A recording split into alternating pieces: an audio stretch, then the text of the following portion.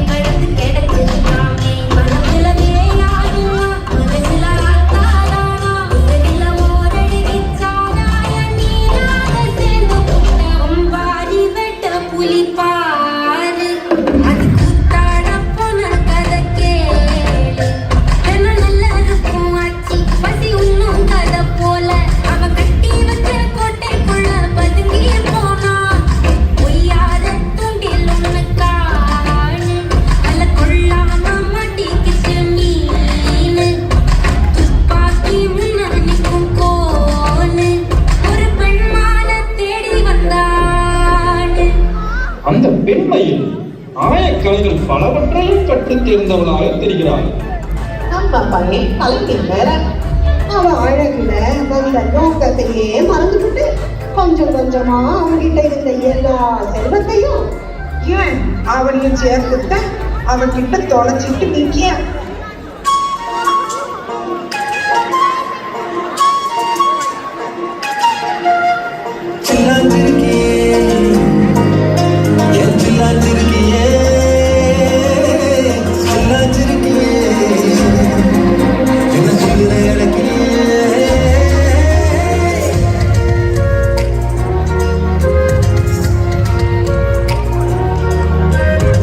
சொல்லாமைய மனச புரிஞ்சு கொண்டியே உள்ளார ஓடி வந்து உறைஞ்சு கொண்டியே. சொல்லாமைய மனச புரிஞ்சு கொண்டியே உள்ளார ஓடி வந்து உறைஞ்சு கொண்டியே. கண்ணால கண்ணால மோதிய முன்னால போற பந்தாவா என்ன நீ பந்தாட வார. என் புசன் எடுத்து இப்போ தர தேதி சொல்ல நீ சில்லாஞ்சிருக்கியே என்ன சொல்ற அரக்கியே. சில்லாஞ்சிருக்கியே நெஞ்சுக்குள்ளார இருக்கியே. சில்லாஞ்சிருக்கியே என்ன சொல்ற அரக்கியே. சில்லாஞ்சிருக்கியே நெஞ்சுக்குள்ளார இருக்கியே. உன்னை சுத்தி என்ன சொல்றது உள்ளுக்குள்ள சொந்த புத்தி என்ன மறக்குது. மனச நீ எப்போ வர ஏக்கோ எங்குறது கட்டி வச்ச கோட்டையெல்லாம் பூட்டி கிடக்குது. என்னோட இருக்கிற எனக்கு நீ இருக்கியா பக்கத்துல நடக்கிற மாசமா இருக்கியா. ஏன் சொல்லாத பொல்லாம கேட்ட நினைச்சேன் நீ சொல்லாத நீ சுத்த வந்து தவிச்சேன். நான் தேக்கி வச்ச தேவையெல்லாம் உனக்கு புரியல அதை கொத்து சொல்ல வார்த்தை ஏதோ எனக்கு தெரியல. சில்லாஞ்சிருக்கியே என்ன சொல்ற அரக்கியே. சில்லாஞ்சிருக்கியே நெஞ்சுக்குள்ளார இருக்கியே. சில்லாஞ்சிருக்கியே என்ன சொல்ற அரக்கியே. சில்லாஞ்சிருக்கியே நெஞ்சுக்குள்ளார இருக்கியே.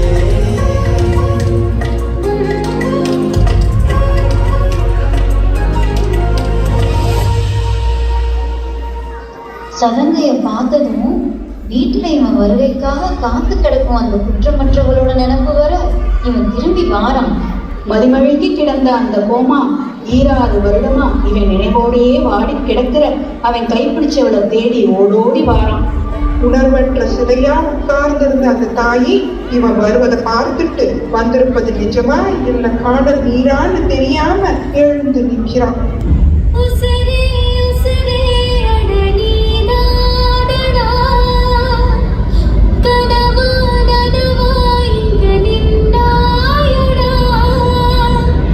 காயோ ராதா நெஞ்சோ சேராதா காடோ நிழல் போன சமாதானா. வாழா வாழ்வே அடி நீதானமா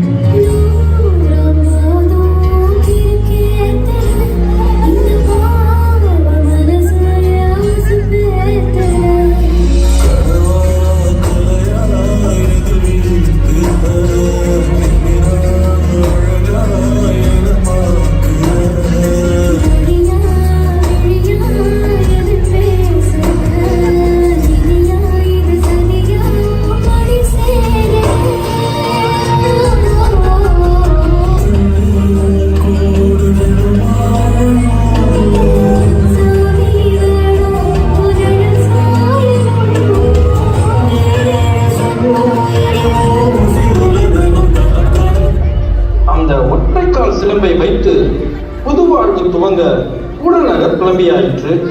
ஆனால் உங்கள் முகத்தை எல்லாம் பார்த்தால் அந்த மாதரசியோட கதை இங்கு முடியவில்லை போலும். அந்த கண்மணியோட சலங்கையை விட்டு இவளோட வாழணும்னு அவன் பல கனவோட சந்தைக்கு கிளம்பியிருக்கியான். ஆனால் நரி ஒண்ணு இவன் கையில வச்சிருந்த சிலம்ப வச்சு அவன் மனித களவாணித்தனத்துக்கு இவனை பலியாக்கிச்சு.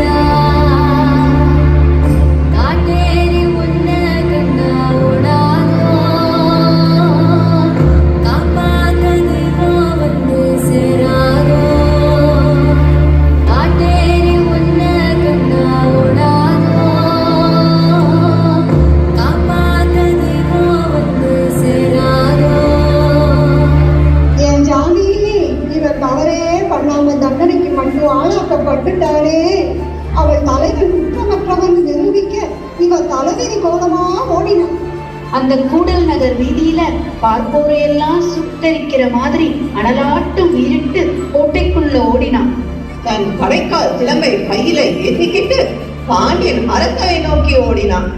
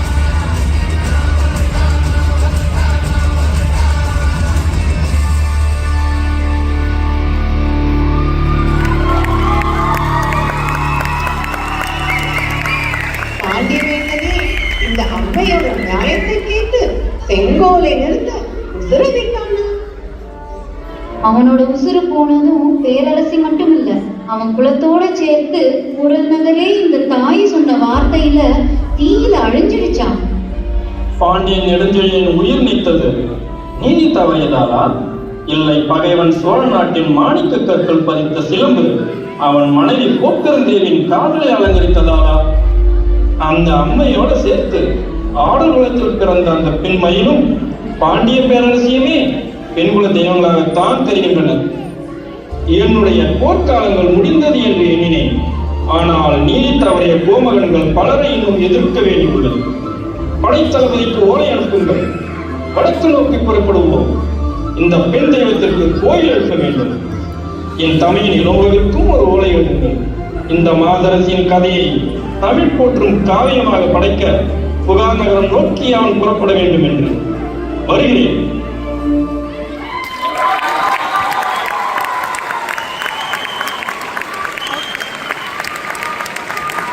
பேருக்கு நான் தான் கொண்ட போட்டேன் எதுவும் உழுவுல